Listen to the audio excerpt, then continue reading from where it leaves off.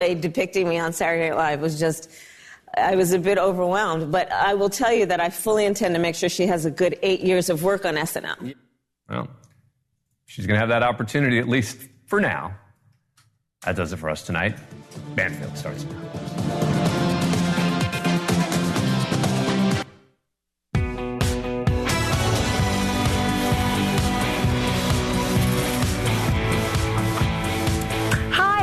Summer Tuesday. It's great to have you here. And, thank you so much for being here.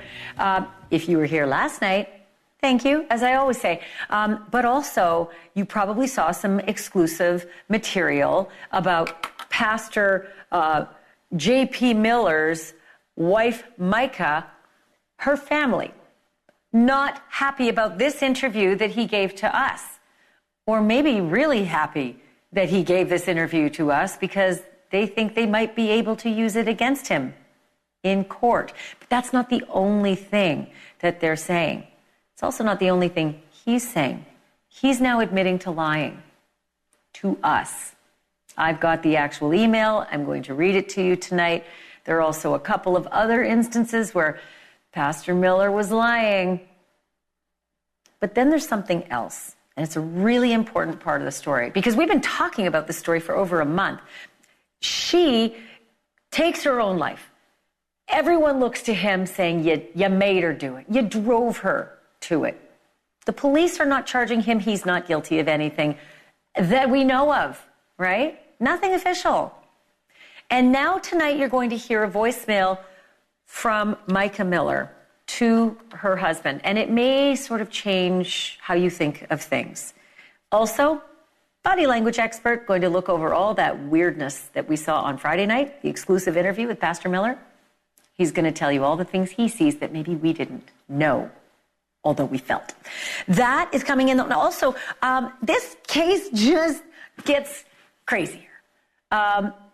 You probably know about Sarah Boon, who is accused of zipping her boyfriend into a suitcase and then ignoring him as he begged and pleaded to be let out until he suffocated and died. She's burned through 9 attorneys. 9. 7 of them court appointed. Until the judge finally said, you're done. That's it. No more. Represent yourself. Well, now she's written to the judge, and she has sent the judge a want ad. I am kidding you not, a want ad. And I'm going to read for you everything she's demanding in that want ad, pro bono, from a lawyer. Just take a look at this. It is hand-drawn, actually pretty fancy, but wait till you hear the demands of what this lawyer she'd like to work pro bono for her must be able to accomplish. That's coming up. Also, this woman made over 400 calls to 911, and she didn't need 911. She didn't need the ambulances. She didn't need the hospital visits. Over 400 times. And that cost you, the taxpayer, because she gets Medicaid. And Medicaid covered all of it. And again, she didn't need any of it. In fact, she admitted in court she did it because it was fun. She was entertained by it. Trip after trip to the hospital. All fun and games, except for that while they were tending to her fake calls, a real patient who couldn't breathe, couldn't get their attention, and ultimately died. So what do you think should happen to that woman? All of that coming up in a moment, plus some exclusive reporting on that story. But this, almost every story that I can think of, true crime or otherwise, has a lot more layers and details and nuances that than the media or even the internet could ever possibly cover. And even so, the Micah Miller story is in a class by itself. The broad strokes are simple, and they're almost undisputed. The troubled young wife of a South Carolina pastor dies by suicide in April. But since that happened, the media and the internet have been all over this couple's volatile relationship, and in particular, her husband, John Paul Miller's behavior before and after Micah's death. Accusations flew around that he was abusive towards a woman who just wanted to get away from him, and that he drove her to her suicide. Last week, Pastor Miller gave NewsNation an exclusive interview and told us that we could ask him anything we wanted. And we did. We asked him everything we wanted to. And apart from telling us his side of the story in a bizarre one-on-one interview, he said that he loved Micah, that he didn't abuse Micah, that he only wanted to keep Micah mentally healthy. But then he did something else. He gave us something. He gave us a voicemail that was from Micah to him, recorded. And that voicemail throws everything that we thought we knew about Micah's relationship with him into disarray and doubt. Hey, honey. Hope I'm talking to my husband. I never should have left you. I never should have abandoned you when you were trying to work things out. I never should have put anybody else before you. I love you. At this point, I don't even know who my husband is because I don't have a paper trail. I don't have a copy of my marriage license and where it was filed and proof that I am married to who the world thinks I'm married to, who I think I'm married to. I don't even know anymore. I'm getting tax records from Micah Miller. I don't even know what my last name is. I know I'm Micah Acacia. I know I'm that. My parents gave me those two names. That's on my original birth certificate. Still is today. But I don't know who I belong to under God and legally anymore because I don't have a paper trail. And that's important because if you get put on life support, if you are mentally unable or unfit to run the church, I need to know the paper trail. Who's in charge? Contrast all of that voicemail with the divorce papers that Micah served on John Paul just days before her death, and Micah's family's insistence that she wanted nothing to do with J.P. Miller, and that they continue to hold him responsible from what happened. For their part, the authorities do not hold John Paul Miller responsible for her death. The evidence pointing to suicide and John Paul's lack of involvement, all of that is ample and it's conclusive. But so is the evidence that John Paul doesn't always tell the truth. In our interview, we asked about the so-called apology letter that he wrote to Micah, where he was expressing all that remorse for putting a GPS tracker on her car and slashing her tires and posting a topless photo of her online. He apologized for all of that to her. But then he insisted to us that he only apologized for those things because Micah wanted him to, and not because he actually did any of them. I know, I'm kind of at a loss. But I want to play for you that moment again, followed by another unusual moment where he actually stops himself in the interview after catching himself in a lie. If I wanted to lie about that, I would just say I never wrote the letter, right? Because how can you prove that I wrote somebody a letter? There's no signature, there's no name, it's not in my handwriting. But I 100% wrote the letter. And I did it because the night that she was with me, the last night we were together for 4 hours, at one point, because the whole 4 hours I'm trying to get her to take her medicine. And then she said, my family doesn't want me to, they don't want me to come inside the house. Maybe it's your house, come inside. So finally we get to the point, she says, you know what, I'll take my medicine and I'll come home if you'll give me $10,000 and if you'll write me an apology letter. So let me understand this correctly. The letter, the email that you wrote to Micah, apologizing for hiring a PI, tracking her, messing with her tires, and posting a topless photo of her. You wrote that, you say. Yes, but sir. Now you're saying that you didn't actually do these things. I did the PI thing, but so over the years what I've learned with her is when she's in a delusional state of mind, I have to play into it in order to get her back on medicine. So what do you say to the doubters and critics who say you drove her to suicide? That's the dumbest thing I ever heard. What would hallucinogenic be? Make you hallucinate. Well, what makes you hallucinate? Drugs. Like illegal drugs? Hallucinogenic drugs, yeah. Oh, I've never done a legal drug my whole life. Okay. Well, That was a lie. I'm sorry. That was a lie. When I was 16 years old, one time I was in a truck with two of my friends, and they were both smoking pot. I didn't smoke any, but they do a thing called hot box, and so I got some of that. After that interview, John Paul told one of our producers that he lied about something else, said that it was keeping him up at night, that it had to do with tracking Micah's movements. And he said this, and I'll quote, "I told a lie, and I don't know what to do about it. When you asked me why I stopped the private investigator, I said, because I was running out of money. That was a lie. I was actually borrowing money to do the PI, and I could have borrowed more. I stopped because my Reverend Randall, told me to.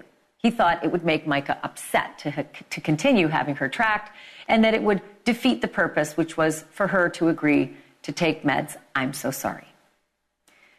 After that lie, after the backtracking and his strange behavior, we couldn't help but wonder what other clues Pastor Miller was giving us, like his body language. And for that, I turned to Scott Rouse, my go-to behavior analyst and body language expert, who's trained with the FBI, the Secret Service, and U.S. military intelligence. All right, Scott Rouse, it's great to have you back. I do want to say this before we start looking at some of these moments together.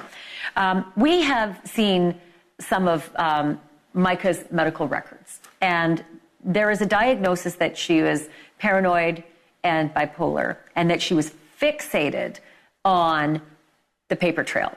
And we just heard a voice message that seemed to corroborate all of that. So we are clearly seeing that some of the things Pastor Miller says are true. That, yes, he does have a propensity to lie, but sometimes it's hard to tell when he's telling the truth. So with that in mind, I want to get your reaction just to that whole business about the apology letter. I mean, he admits that he apologized to her, and then he says, but I didn't do any of it. You got me on this. I thought I had me one there for a minute until you read that text where he said, "Oh, I lied about that." Because I was like, "Oh," because he shows everything you should show when you're being dishonest about something. So I thought I had something to give you there, but apparently not. Apparently he's outed himself about that one. But that behavior we're seeing there is common for someone who's he's created a story in his head, and as he tells this thing out loud, it sounds like it makes sense. You know what I mean? It sounds like something that could possibly happen because he hasn't said it out loud yet. But when he says it out loud about what all happened and that he gave her $10,000 and all that kind of thing, it doesn't make sense because it doesn't make sense. If you say it out loud, when you talk about things, then it makes sense. But if you just talk about it in your head, up in your head, then it sounds normal. It sounds normal. When you talk about it, it sounds goofy. That's one of the reasons so many people think a lot of this stuff, something's wrong with it. Because they can feel it. You get the spidey sense, You feel it. Yeah, you feel it. It's that spidey sense. Well, speaking of that, even before the interview started with Rich McHugh, who you saw on camera asking those questions there, Pastor John Paul Miller broke down in tears even before the questions began. And I have a little moment of that I want to play for you and ask you about it right after this. So take a look. I'm so sorry. I'm so sorry. I'm so sorry. You need a minute? Oh, man. Oh, man.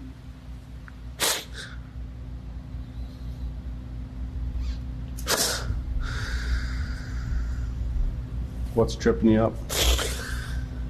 Just being able to tell. Just being able to talk about everything.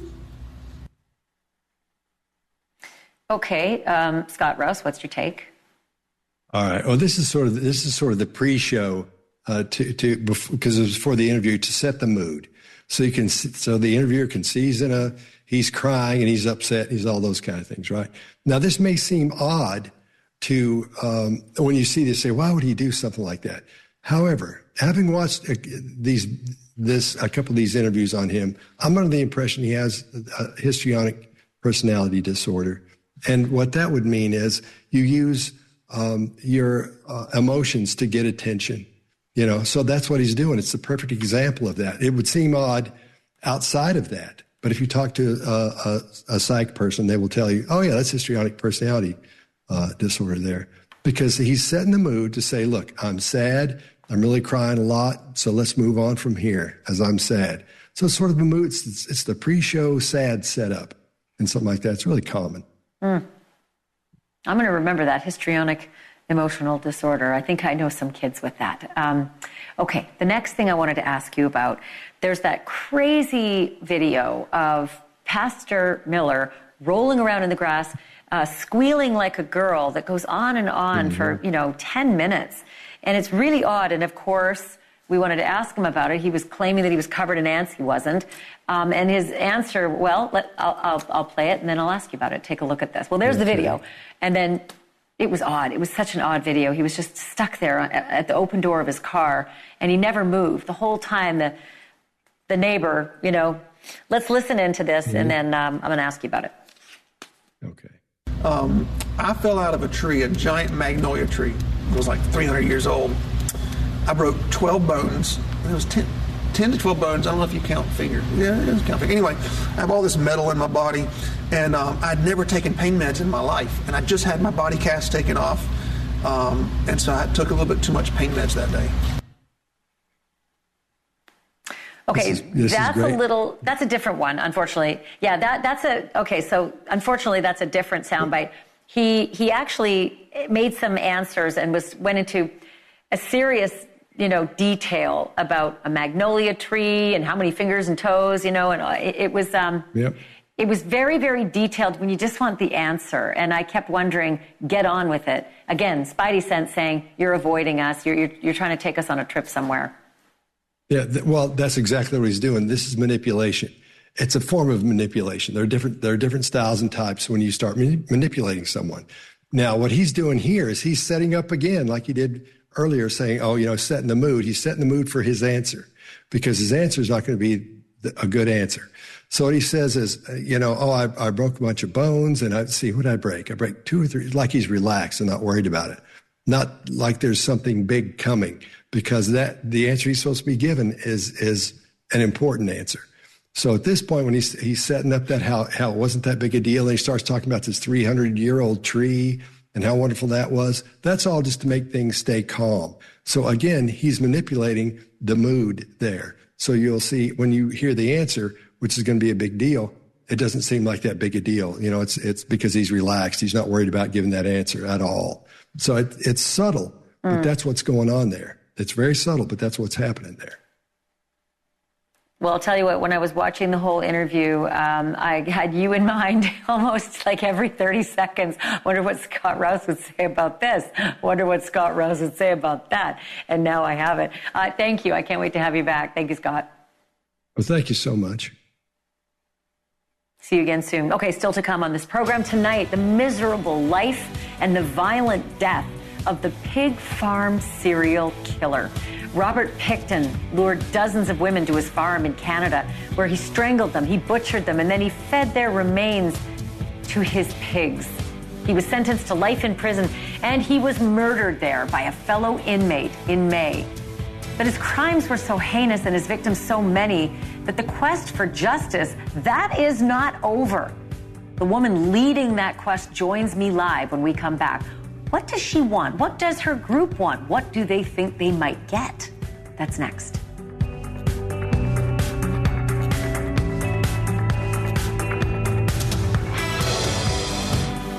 He's the most notorious serial killer that you've probably never heard of.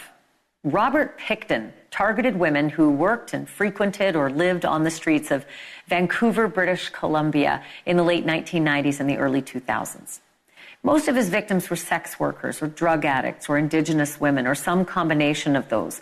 And police would come under fire in later years for not taking their deaths or their disappearances seriously. Pickton was caught by accident, actually, when the Royal Canadian Mounted Police, you probably know them as the Mounties, they ended up coming to his pig farm because they wanted to investigate an unlicensed shotgun. And instead, it was there they eventually found the remains and or the DNA of 33 women, though Pickton would later claim that he killed 49. He strangled them, he cut up their bodies, and he fed them to his pigs. He stood trial for just 6 murders, and he got the maximum sentence you can in Canada, Life in prison, a chance of parole in 25 years. That's standard in that country. In May of this year, at age 74, Robert Pickton was killed in prison by a fellow inmate. But if you think case closed, justice served, think again. The vast majority of Pickton's murders went completely unpunished or even unsolved. And Canadian police have been trying for years now to get rid of thousands of pieces of evidence from Pickton's farm. Enter the Midnight Order. That's a team of volunteer researchers, amateur sleuths, all of them women, who are determined to find justice for each person that Robert Pickton murdered and to prove that he didn't act alone. They're led by a developmental psychologist named Sasha Reed, and their work is the subject of a docuseries called Sasha Reed and the Midnight Order. Take a look. Robert Pickton, one of the worst serial killers in history. The women allegedly lured to this ramshackle farm. These missing and murdered women have never been found. When I reached out to the police, nobody would listen. Nobody cared about these girls. I don't want these injustices to happen to any more families. My name is Sasha Reed. I've established one of the world's largest databases on serial killers. I know what makes them tick. There's more than 11,000 entries of missing people. The first entry is a friend of mine. First she was missing, then she was dead.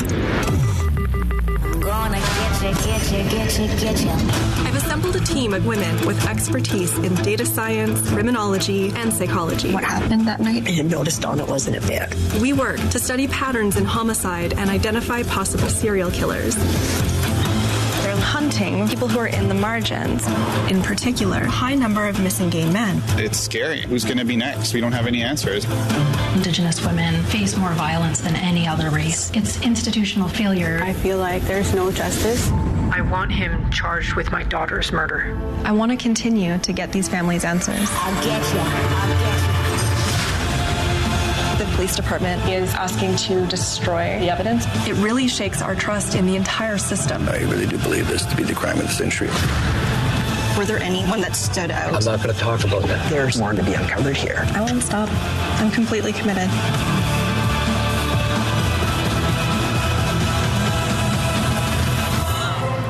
There was a real chance that others had been involved.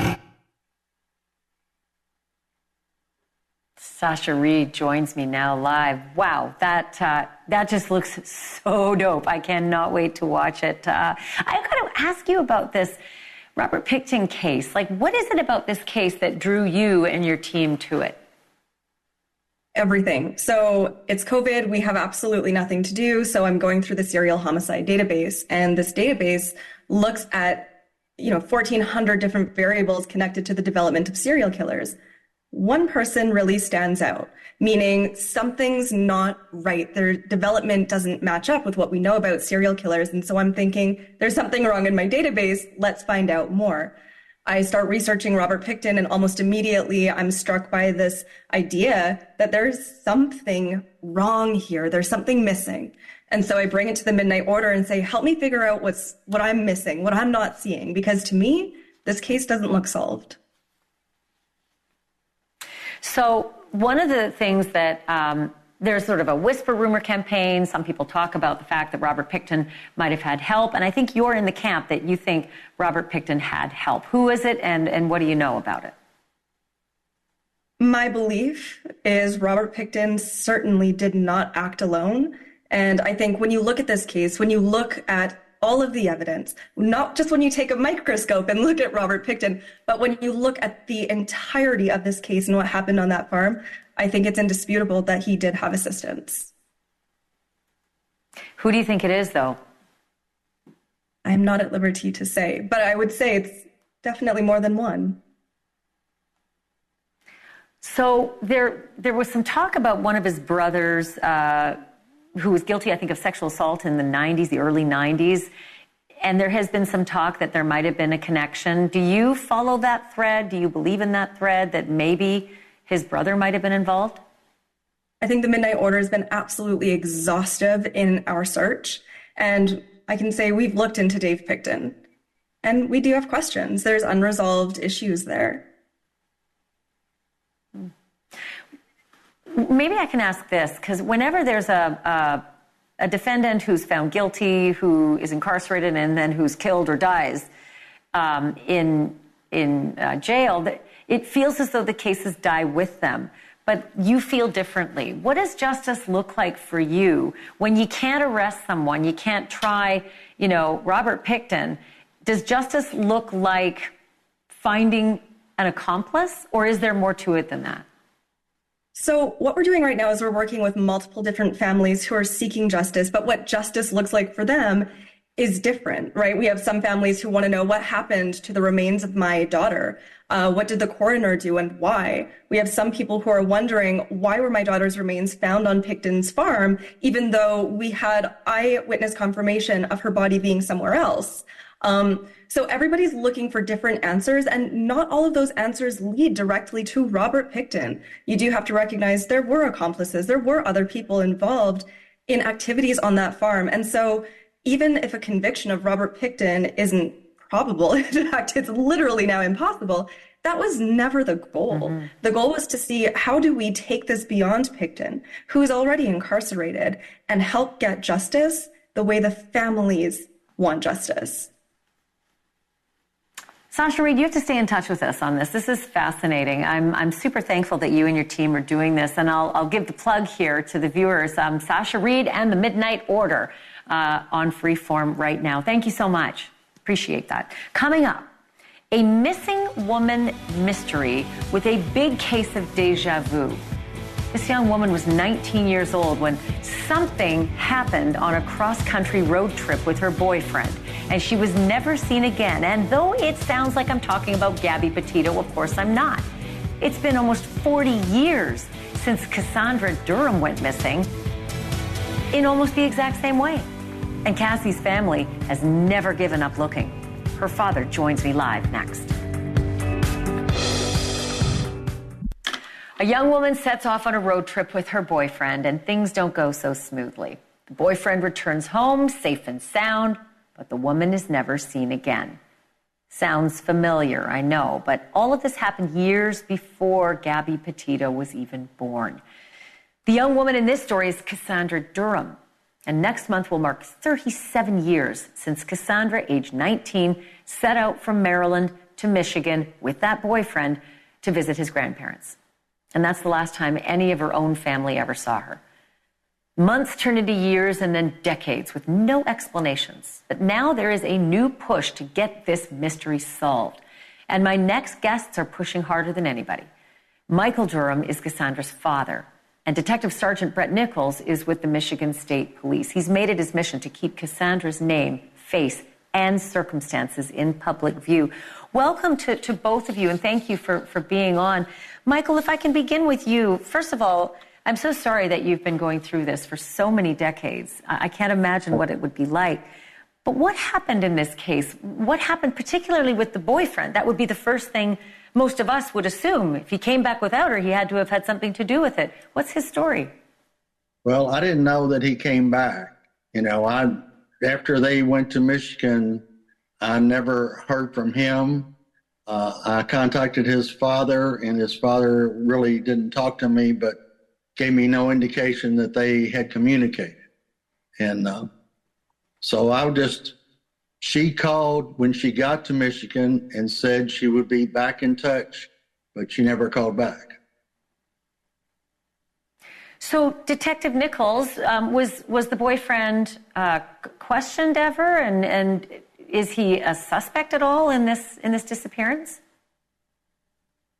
Yeah, he was questioned. He was contacted by the Pennsylvania State Police where he lives, and he was cooperative with the interview at that time. And I expect that when we continue to reach out to him, he will be cooperative as we have further questions for him.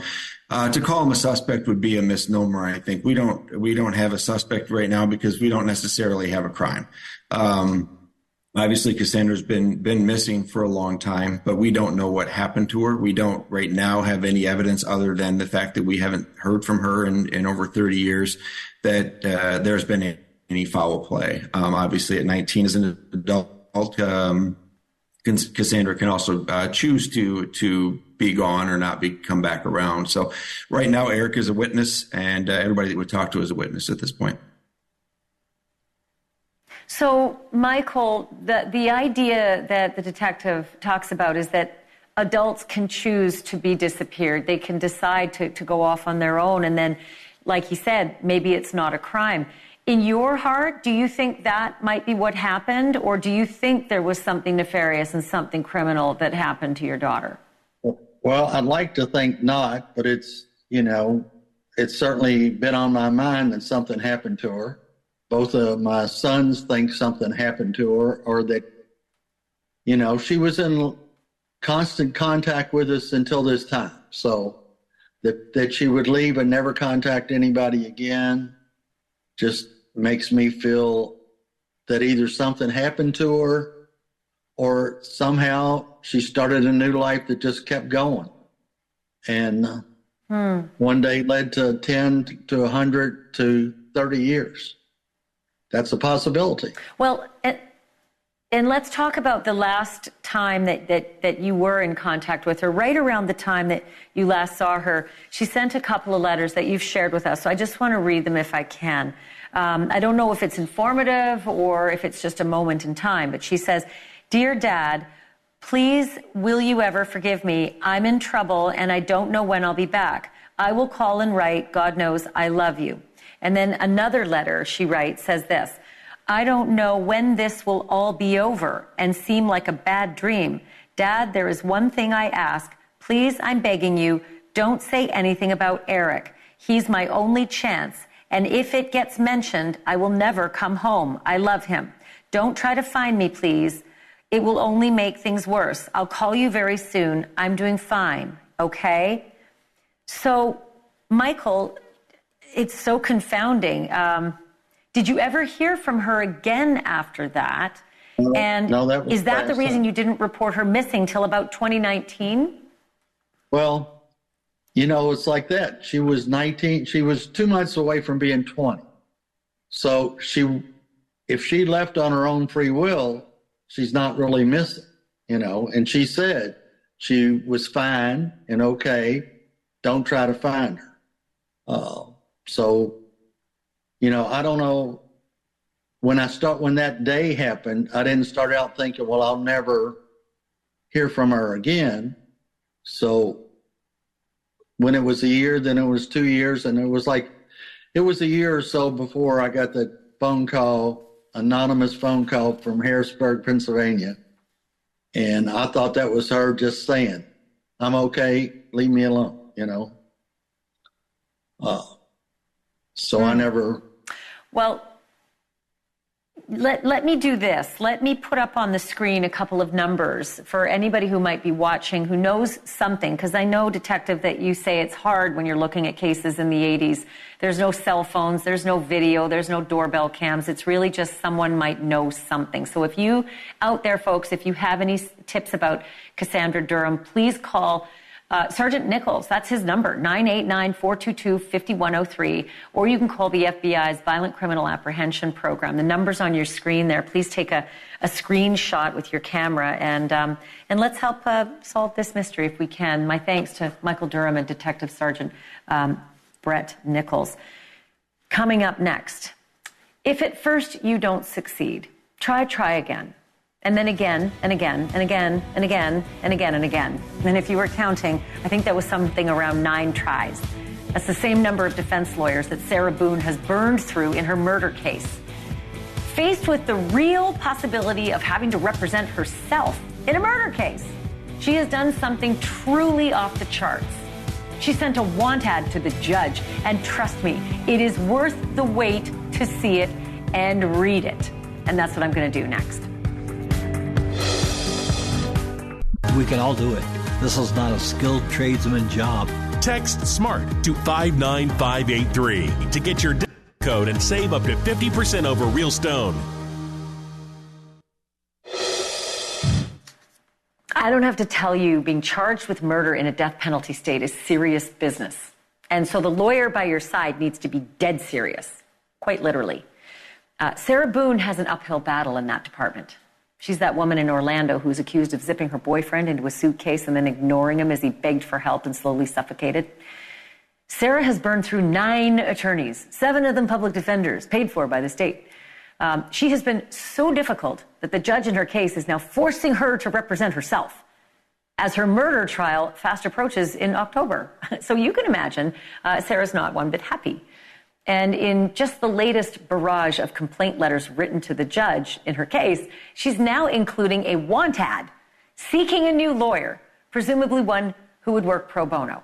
I want you to take a look at the ad because it's really quite something. It's hand-drawn. It's very descriptive. Inmate seeks attorney, she says, looking for a prosperous challenge, ready for your close-up on national television. Are you zealous with a side of keen? Show the world who you are with your original creativity, extraordinary expertise, confident ingenuity. Qualifications must include, and please get comfy here, folks, because this is a long list, being trustworthy, honest, passion-driven, open-minded, exceptional problem-solving skills, client inclusion at all times, team orientation, collaboration, extreme efficiency in listening, communicating, understanding, dedication to success, possessing a winning mindset, capability of excellence in representation, committed, maintaining faith in the client and case with the ability to think differently, overcome all circumstances. Epic opportunity awaits. And she signs it Sarah Boon, and then she includes her prisoner number, 200-05623 in the Orange County Corrections Department. She winds the whole thing up with this line, invest in the oppressed, believe. It is quite a letter indeed, and while it ain't the classifieds or even Craigslist, Sarah Boon knows a thing or two about how to work the system. Because here's what else is in her letter to the judge, and I quote, "Oh, wait. My posting, everything, supposedly, is public record," which indicates that Sarah Boon seems to know that her letter, along with everything else that's filed in her case, would be picked up by the press and published. Hence, free advertising to snag herself a new lawyer. Now, if you are a barrister out there looking for work, I want you to be forewarned that Sarah is not your average murder defendant. Many of her lawyers have cited conflict, ethical or irreconcilable differences in dropping off of her case. So Boon better get to work in crafting her defense alone, unless her law skills are as good as her advertising skills. Joining me now is NewsNation legal contributor Jesse Weber. Jesse Weber, have you ever seen anything like that? And then B, do you think it'll work? No, I haven't. And I don't know, call me crazy. I don't think it's going to work, even though this is, Ashleigh, epic opportunity awaits. Attorneys would really want to take a case that they think they're going to win, particularly one maybe where you're saying, did the defendant do it? Is this a self-defense case? This case is so problematic. She's charged with second-degree murder. So the prosecution doesn't have to prove that she intended to kill Jorge, but no, they have to prove that she acted with a depraved mind, had an indifference to human life. When you look at this video of her allegedly making fun of him while he's zipped up, she lies to investigators. I don't think defense attorneys around the country are going to say, I can't wait to be a part of Sarah Boon's case, when clearly she hasn't been the easiest client to work with. No, you can say that again, or you can say it 9 times. But here's the deal. You and I both know that not every lawyer needs to get paid or wants to get paid. Sometimes they need to put their shingle up and put it out there wide. So I'm actually kind of curious if there are lawyers out there who really don't care whether it's a win or a loss. They just know they're going to, they're going to get on TV and in the papers. Is that kind of the way it works?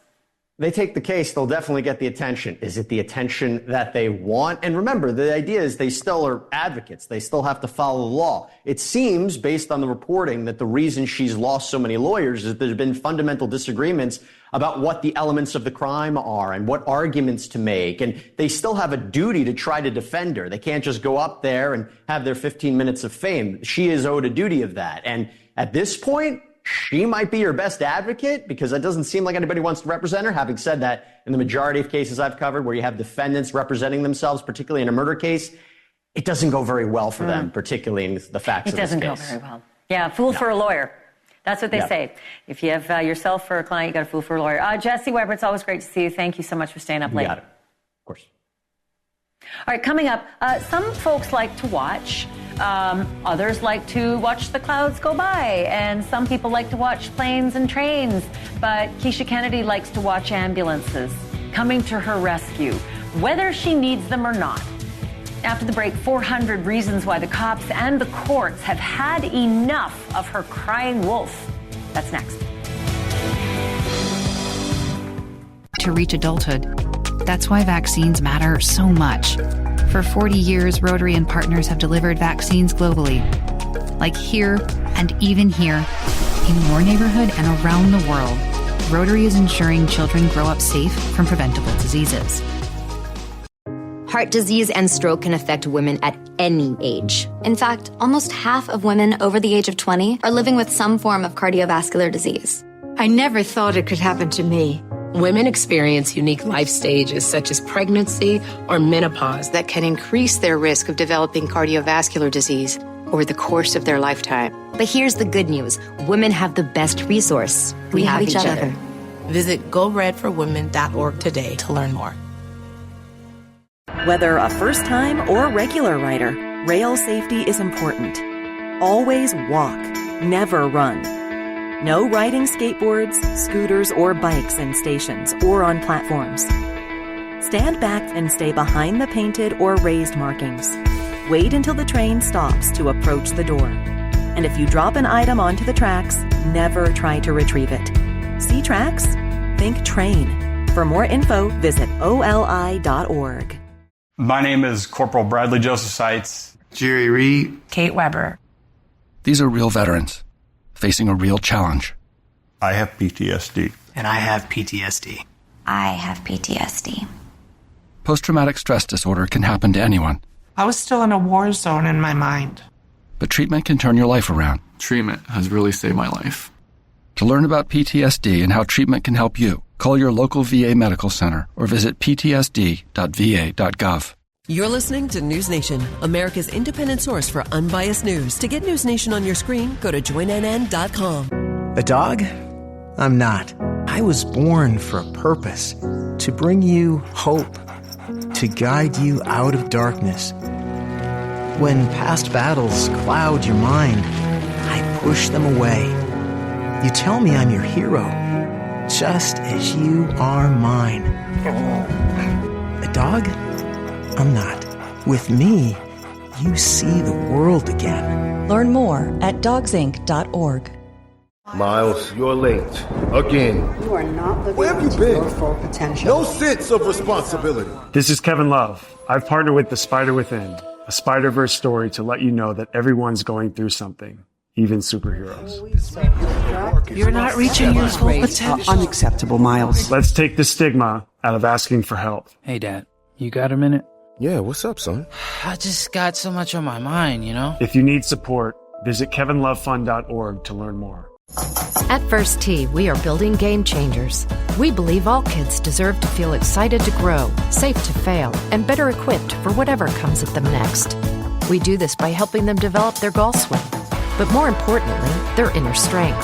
First Tee coaches help young people ages 7 to 18 navigate the course, as well as guide them through new challenges in life. Because we know what's inside doesn't just count, it changes the game.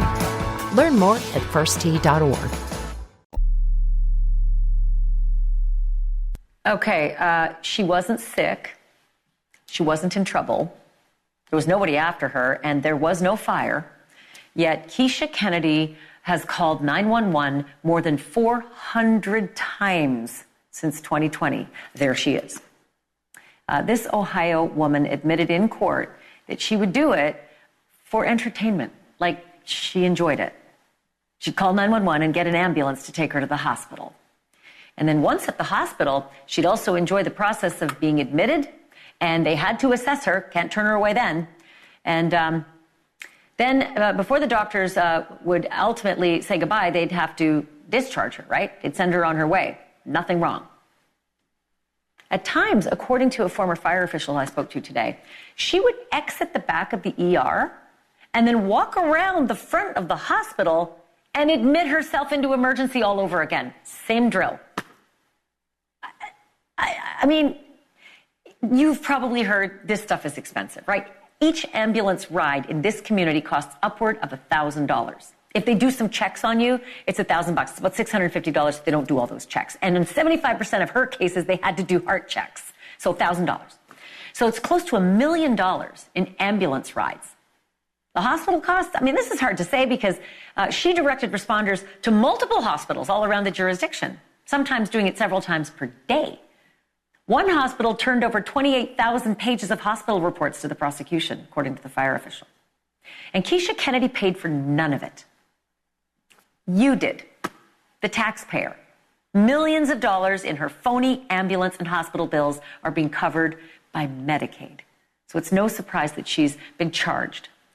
Maybe surprisingly, she's pleaded guilty to felony disrupting public services, felony making false alarms, and over 24 counts of misdemeanor misuse of 911 systems. She hasn't been sentenced yet. But when the time comes, it is possible that the judge just might consider the fact that a patient who was struggling to breathe actually died because emergency responders were busy responding to Keisha's fake calls. Local fire department was understaffed for an actual fire because of Keisha's fake calls. We'll keep an eye on what the judge ends up doing, and we will tell you when we find out. Thanks for watching, everybody. Almost nights.